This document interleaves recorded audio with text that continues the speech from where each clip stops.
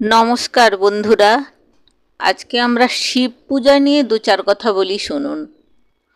শিব যিনি সৃষ্টিকর্তা, যিনি রক্ষক এবং সংহারকও বটে, একমাত্র ত্রিদেবের রুদ্ররূপ। শিবকে বলা হয় মহাদেব, যিনি সব দেবতারও দেবতা।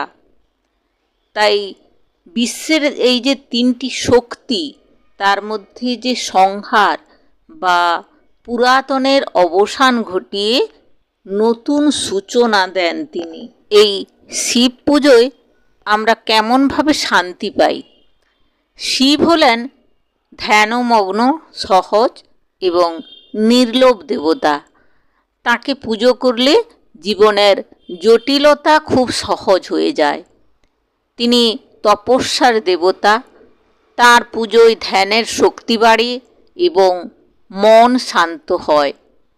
বিশ্বাস করা হয় শিব যদি তুষ্ট হন, তাহলে জীবনের সমস্ত সমস্যা থেকে মুক্তি পাওয়া যায়। আর শিব পার্বতীর সম্পর্ক আমাদের কাছে খুবই শিক্ষণীয়।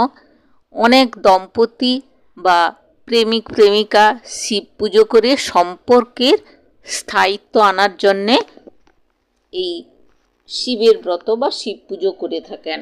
শিবের যে রুদ্র রূপ, সেই রূপে তাকে পূজিত করলে ভয়, অশুভ শক্তি, দোষ বা কালসর্প যোগ থেকেও মুক্তি পাওয়া যায়।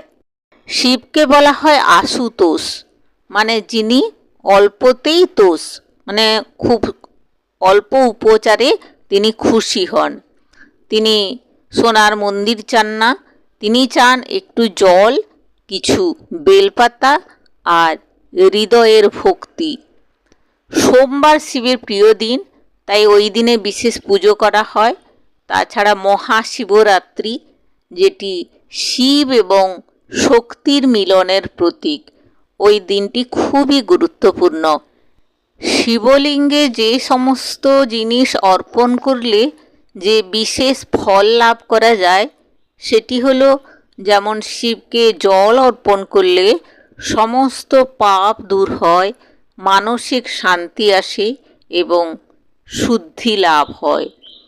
দুধ অর্পণ করলে শারীরিক রোগ দূর হয় এবং রোগ থেকে আরোগ্য লাভ করা যায়। বেলপাতা শিব ঠাকুরের অত্যন্ত একটি পছন্দের জিনিস। তিনি বেলপাতাতে খুবই প্রসন্ন হন, তাতে পুণ্য লাভ হয়, গৃহস্থ জীবনে সুখ সমৃদ্ধি আসে। আর চন্দন দিলে মানসিক প্রশান্তি এবং সৌভাগ্য বৃদ্ধি পায়। ধুতুরা ফুল শিবের প্রিয় ফুল, এটি অর্পণ করলে কষ্ট এবং শত্রুতা থেকে মুক্তি পাওয়া যায়। মধু দিয়ে অভিষেক করলে জীবনে মিষ্টতা আসে, অর্থাৎ সম্পর্ক ভালো হয়। আর চাল বা তিল দিলে পূর্বজন্মের শান্তি এবং পিতৃতুষ্টির জন্যে এটি খুবই ভালো। আর নারকেল বা ফলমূলে পূর্ণতা এবং ঐশ্বর্য লাভ হয়। আমরা বাবাকে পঞ্চামৃত দিয়ে অভিষেক করাই। এই পঞ্চামৃত হলো দুধ, দই, ঘি, মধু এবং শর্করা, অর্থাৎ চিনি বা গুড়। এই পঞ্চামৃত অর্পণের ফলে শরীর এবং মনের শুদ্ধতা আসে, পুণ্য লাভ হয়, রোগ শোক থেকে মুক্তি পাওয়া যায়, আধ্যাত্মিক উন্নতি হয়, অর্থাৎ পুজোয় গভীর সংযোগ তৈরি হয় আর আত্মশক্তি বৃদ্ধি পায়, আর দেবতার কৃপা লাভ হয়। আর এই শিবলিঙ্গে পঞ্চামৃত দিয়ে স্নান না করালে অনেকেই বলে যে এটা পুজো অসম্পূর্ণ। অনেকে আবার পঞ্চামৃতের লাড্ডু দেন মহাদেবকে। দুধ, দই, ঘি, মধু, চিনি দিয়ে একটি সাত্ত্বিক খাদ্য, যেটা আয়ুর্বেদিকভাবেও খুব উপকারী।